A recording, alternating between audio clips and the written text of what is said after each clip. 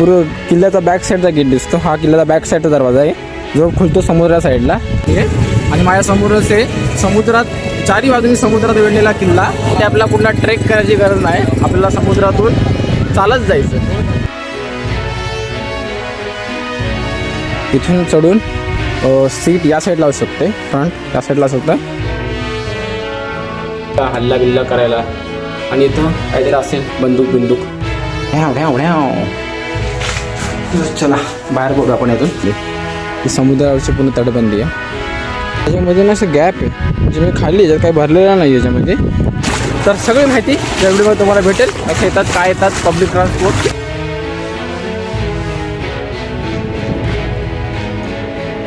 तर नमस्कार मित्रांनो, स्वागत आहे तुमचं आपल्या अजून एका व्हिडिओमध्ये.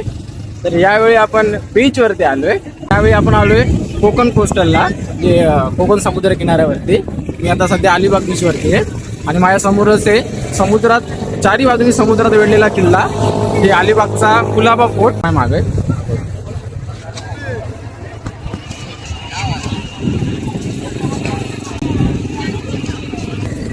आता या किल्ल्यापर्यंत पोहोचण्यासाठी आपल्याला कुठला ट्रेक करायची गरज नाही, आपल्याला समुद्रातून चालत जायचं. ऐकायला कसं वेगळं वाटतं ना, पण तसंच आहे. इथे किल्ल्यापर्यंत पोहोचण्यासाठी आपल्याला चालत जावं लागतं. आता ओहोटीचा टायमिंग आहे म्हणून आपण इझिली वॉक करत 10 मिनिटात जाऊ शकतो. 1 किलोमीटरच आहे, 1 ते 1.5 किलोमीटर, 1च किलोमीटर असेल. इझिली वॉक करून जाऊ शकतो. पण जेव्हा भरती असते तेव्हा आपल्याला असं घोडागाडी वगैरे किंवा ती असते गाडी असते त्याने आपण जातो. मी या टायमिंग बघून आलो. जेव्हा पण याल तेव्हा टायमिंग बघून या.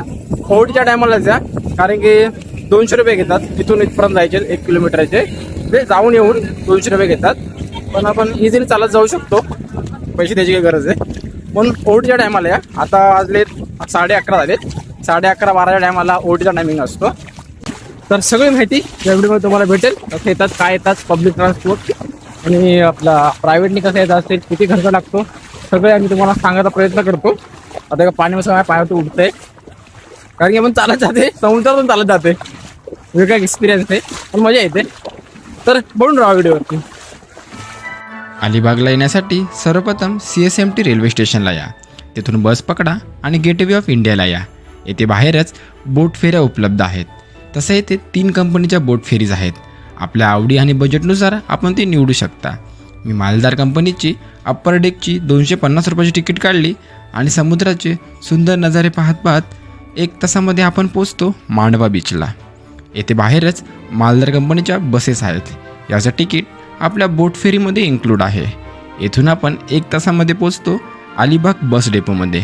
येथून अलिबाग बीच 1.5 किलोमीटर आहे. तेथे आपण चालत किंवा रिक्षा पर्यायाने जाऊ शकता. मी तर लिफ्ट घेऊन आलो.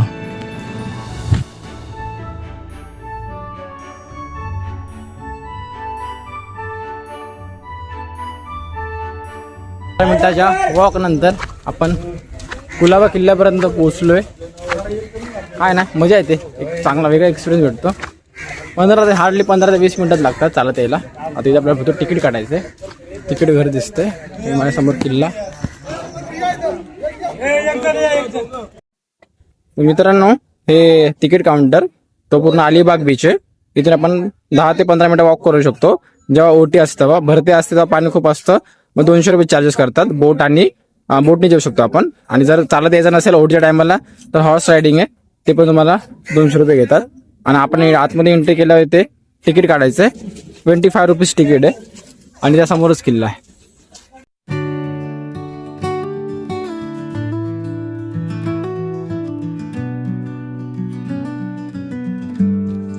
मित्रांनो, आपण किल्ल्याच्या आत एंट्री केलेली आहे आणि आपण आता एक्सप्लोरेशन सुरू करू किल्ल्याच्या आतमध्ये. आतमध्ये आल्या आपल्याला काय फील्ड ऑफिस, तिथे किल्ल्याची माहिती दिली. तिथे थोडा वेळ काढून वाचा, येते थोडीशी माहिती आपल्याला भेटून जाईल. आपल्याला इथून आता एक्सप्लोर करायला सुरुवात करायची. जागोजागी असे हे पण खायचे छोटे छोटे स्टॉल आहेत. तर खायची प्यायची काही गैरसोय होत नाही, म्हणजे आपण घेऊन खाऊ शकतो. काय असं म्हणजे एक्सपेन्सिव्ह नाही भेटत, नॉर्मल केळी वगैरे फ्रुट्स भेटतात. आणि पाणी नाही भेटत, पाणी सोबत आणू. थोडीशी आपण माहिती वाचू आणि मग एक्सप्लोरेशन स्टार्ट करू. मित्रांनो, इथून एंट्री आहे. इथून आपण येतो. इथून पहिलाच लेफ्ट मारला तर इथे भवानी मंदिर आहे किल्ल्यावरचा पहिली वास्तू ही भवानी मंदिर. आणि इथे किल्ल्यावरचे घर आहेत, तिथे लोक राहतात किल्ल्यावरती, त्यांची घर आहेत आणि ते भवानी मंदिर आहे.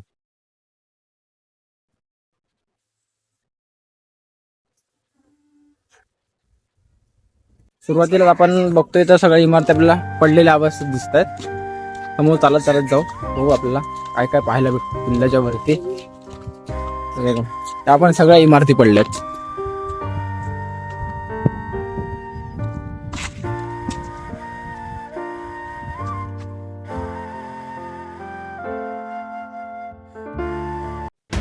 या किल्ल्याच्या निर्मितीची सुरुवात छत्रपती शिवाजी महाराजांच्या काळात 1680 झाली. पुढे महाराजांच्या मृत्यूनंतर याचा विकास छत्रपती संभाजी महाराजांच्या काळात झाला. परंतु याला सर्वाधिक महत्त्व कान्होजी आंग्रे यांच्यामुळे आले. कान्होजी आंग्रे म्हणजे मराठा नौदलाचे प्रमुख, ज्यांनी मराठा साम्राज्याचे आरमार सक्षम केले.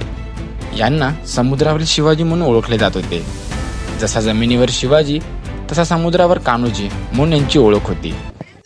इथं मात्र एक वास्तू आहे.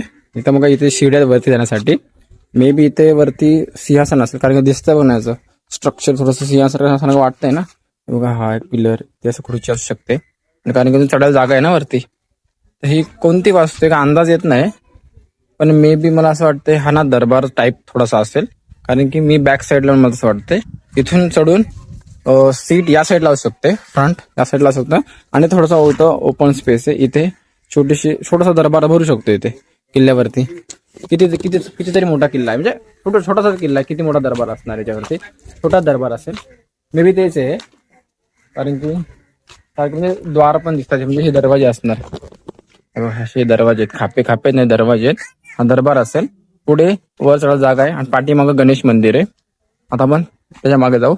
आणि या साईडला पूर्ण ओपन स्पेस आहे,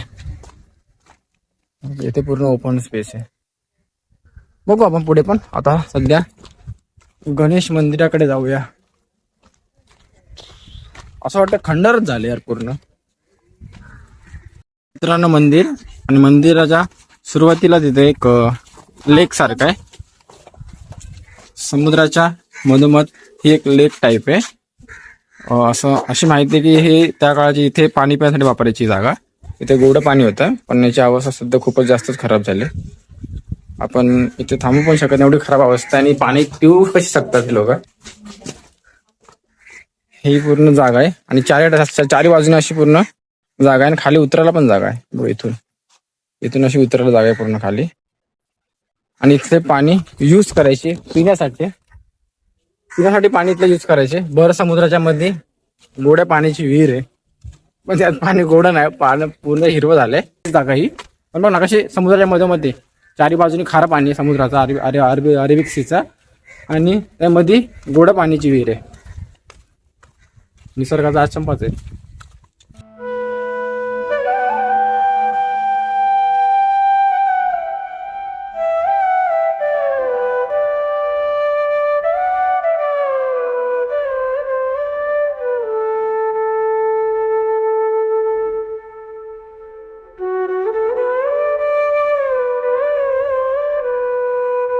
मित्रांनो गणेशा मंदिर या साईडला, त्या साईडला हनुमान मंदिर होतं. हे गणेशा मंदिर आहे. हे पण गणेशाचंच मंदिर आहे वाटतं, गणपतीचं मंदिर आहे. हे बघू कसलं मंदिर आहे हे थोडस आतमध्ये खालच्या साईडला आहे. घंटी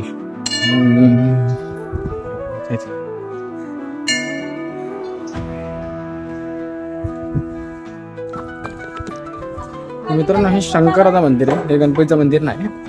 मध्ये गणपतीचं मंदिर आहे, राईट साईडला शंकराचं मंदिर आहे आणि लेफ्ट साईडला हनुमानाचं मंदिर आहे. आता आपण हनुमानाचं मंदिर पाहू. मी हळू का बोलतोय कारण की आपण मंदिरात आहोत.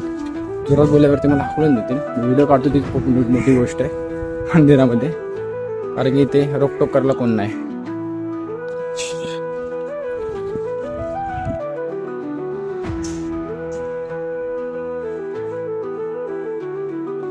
मित्रांनो दीपस्तंभ आहे, पूर्ण दीपस्तंभ. हे जे बाहेर जे आलेत ना ह्याच्यावरती दिवे ठेवले जातात, जेणेकरून अंधारामध्ये लाईट जेव्हा रात्र लाईट पोलचं काम करायचं त्या टायमाला. आणि आताचा आपला दीपस्तंभ बघा हा आहे, एकच काम फिट. त्या काळात तसं होतं दीपस्तंभ. तर ना मग मंदिरापासून पुढे आलो, पुढे येऊन थोडंसं या साईडला आलो तर आपला अशी काहीतरी वास्तू दिसते. हे काहीतरी मोठा ट्रेन एकदम एवढं एकदम लांब लचक आहे. काय हे नाही त्या साईडला बघायचंय, म्हणजे बहुतेक ना इथून लक्ष ठेवलं जायचं फक्त, कुठल्या शिप वगैरे येतात का हल्ला बिल्ला करायला. आणि इथं काहीतरी असेल बंदूक बिंदूक. ढ्याव ढ्याव ढ्याव. चला बाहेर पडू आपण यातून.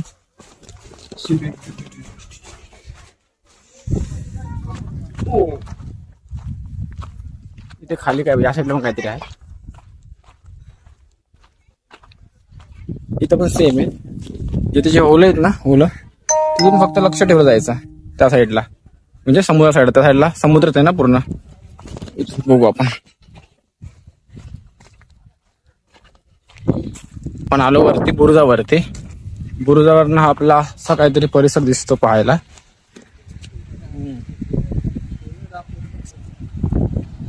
बुरुजावरनं आलो. इथून आपण आल्यावर आपल्याला किल्ल्याचा बॅक साईडचा गेट दिसतो. हा किल्ल्याचा बॅक साईडचा दरवाजा आहे जो खुलतो समुद्रा साईडला. हा इथं पूर्ण ओशन आहे. हा बघा पूर्ण ओशन आहे. जिथून जहाजा वगैरे काय येत असतील तर हा बॅक साईडचा गेट आहे हा. आणि आपण तिथून आलो त्या दरवाजा, त्या साईडच्या दरवाजा आलो जिथं अलिबाग बीच आहे. तिथून आपण तिथे आलो किल्ला एक्सप्लोर करून. हा बॅक साईडला हा इथे एक दरवाजा आहे. ओह काय नजारा आहे, वा एक नंबर. मित्रांनो देवड्या आहेत, देवड्या. इथून चेक पॉईंट असतो. जर कशी कोणी एंट्री केलं तर थोडी चेकिंग होते आधी. हा बघा हा मित्रांनो बॅक गेट. इथे थोडासा किनारा आहे आणि हा पूर्ण लांब लांब अरबी समुद्र. समोर छोटे छोटे बेटे आहेत दिसतात आपल्याला, बेटे. आणि हा अलिबागचा बीच. तर मित्रांनो मी बुरुजावरती आहे आता. हा बुरुज आहे आणि ही तटबंदी. आता मी एक गोष्ट नोटीस केली, ही जी तटबंदी आहे, जे बुरुज बांधलेत ना हे ना असे एक एक दगड आहेत. हे त्याच्यामध्ये ना असं गॅप आहे, म्हणजे खाली याच्यात काही भरलेलं नाही. याच्यामध्ये सगळं हे खालीच आहे. म्हणजे भरतात ना याच्यामध्ये रेती बिती काय तो शिसा बिसा काय टाकतात याच्यामध्ये, त्याच्यामध्ये टाकतात. पण ते त्याच्यात काय टाकलेलं नाही, सगळं म्हणजे अशाच येते पूर्ण. बघा ना पूर्ण चिरा पडलेला आहे. बरोबर चिरा पडला म्हणजे गॅप सगळ्यामध्ये. त्याचं कारण मला असं वाटतं की ना जे समुद्रात पाणी येतं ना, समुद्रात पाणी आदळून भिंती हे नको व्हायला म्हणून त्याच्यावरती गॅप ठेवला, जेणेकरून पाणी त्यामध्ये घुसेल आणि पाण्याचा जो प्रेशर असेल, मारा असतो तो कमी होतो. हेच कारण असणार त्याच्या मागे. तर पूर्ण एकदम काय भक्कम बांधलेलं नाही एकदम, जे सिमेंट बिमेंट भरून बिरून हे करून टाकलं नाही. त्यामध्ये गॅप ओपन ठेवलंय, फक्त दगड रचलेले आहेत. पाणी त्या गॅपमधनं बहुतेक हे होतं डायव्हर्स होतं, थोडीशी कमी होती त्याची क्षमता मारण्याची. आलो आपण पूर्ण किल्ला एक्सप्लोर करून फिरून गोल आलोय. आता इथे आल्यावर आपल्याला पुढे तोफ आहे, जे तोफ आहे हा पूर्ण किल्ल्याचा परिसर आहे बघा. इथून पूर्ण दिसून एवढाच किल्ला आहे. इथून इथे एंट्री आहे. इथून असा सरळ एक रस्ता आहे तो तिथे मंदिराच्या मागच्या साईडला बॅक गेट आहे. इथे मंदिर आहे, इथे सगळे वास्तू पडलेले. हा असा पूर्ण फिरून आलो. इथे आलो की झाला हा बुरुज. इथे तोफ आहे, तोफा झाल्या की मग झाला किल्ला संपला. एवढाच होता. इथे मित्रांनो 2 तोफा आहेत या. इथे एंट्री पॉईंट आहे, इथे गेट आहे, इथून आपण एंट्री केली आणि त्या बुरुजावरती 2 तोफा आहेत या इकडे तोंड करून अलिबाग बीचकडे. हा अलिबाग बीच. तर झाला आपला पूर्ण किल्ला एक्सप्लोर करून झाला आहे. हार्डली जर शूट नसेल कोणाला करायचं तर नॉर्मल जरी फिरले तरी अर्धा ते पाऊण तास खूप झाला किल्ला एक्सप्लोर करण्यासाठी. खूप टाइमपास करून लोक जातात. एक तास तर पकडून घ्या पूर्ण टाइमपास. किती पण टाइमपास केला तरी 1 तास तर खूप झाला किल्ला फिरायला. सगळ्या वास्तू थोड्याशा पडलेल्या वास्तू वाचतोय, जे आपण पाहू शकतो ते सगळं पाहिलंय. एकदम चांगला एक्सपिरियन्स होता. चारी समुद्र बाजूला पाणी आणि मध्ये समुद्र आहे. पण असं कधी बघितलं नव्हतं, इथे पण बघितलं. हा होता पूर्ण कुलाबा किल्ला. तुम्हाला कसं वाटलं कमेंट बॉक्समध्ये नक्की सांगा. व्हिडिओ आवडला असेल तर व्हिडिओला लाईक करा, चॅनलला सबस्क्राईब करा आणि असेच सह्याद्रीमधले ट्रॅव्हलचे ट्रेकचे व्हिडिओ पाहण्यासाठी आपल्या चॅनलला नक्की सबस्क्राईब करा. भेटूया पुढच्या व्हिडिओमध्ये. तोपर्यंत गुड बाय.